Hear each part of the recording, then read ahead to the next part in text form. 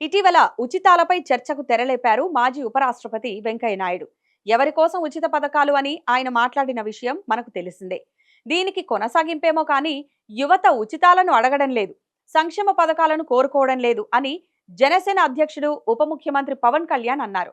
తితిలి తుఫాను సమయంలో 2018 అక్టోబర్ 12వ తేదీన పవన్ కళ్యాణ్తో కలిసి తాను శ్రీకాకుళం జిల్లాలో పర్యటించిన విషయాలను గుర్తు చేసుకుంటూ జనసేనకు చెందిన మంత్రి నాదెండ్ల మనోహర్ ఆదివారం ఎక్స్ లో ఒక పోస్ట్ పెట్టారు.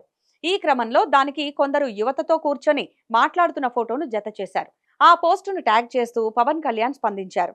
ఆ పర్యటనలో మేం అక్కడి వారితో జరిపిన సంభాషణ నాకు చాలా స్పష్టంగా గుర్తుంది.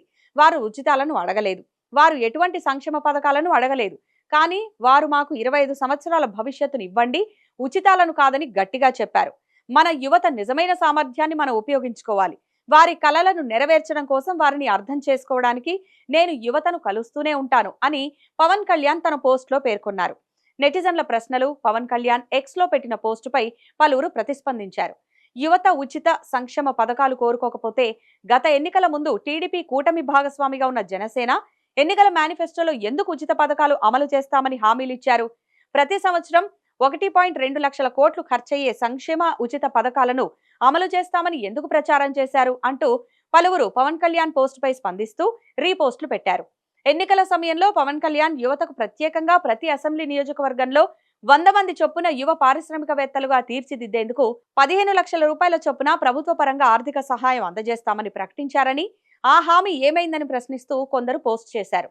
మరోవైపు ఎన్నికల ముందు టీడీపీ జనసేన కూటమిని గెలిపిస్తే నాటి వైఎస్ జగన్ ప్రభుత్వం అమలు చేస్తున్న పథకాలను కొనసాగిస్తామని, వాటికంటే ఎక్కువగా సంక్షేమ పథకాలను అమలు చేస్తామని, 10 రూపాయలను అదనంగా ఇస్తామని చెప్పారు.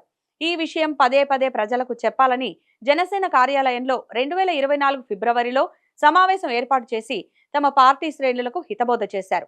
టీడీపీ నాయకత్వంతో మాట్లాడి డ్వాక్రా రుణాలను ఎలా మాఫీ చేయాలనే అంశంపై అధ్యయనం చేస్తామని, పెద్ద పెద్ద కంపెనీలు బ్యాంకులను మోసం చేస్తే ఉదారంగా వదిలేస్తున్నారని పవన్ కళ్యాణ్ చెప్పారు. ఇలాంటి హామీలన్నింటినీ ప్రశ్నిస్తూ పలువురు సోషల్ మీడియాలో పోస్టులు పెడుతున్నారు.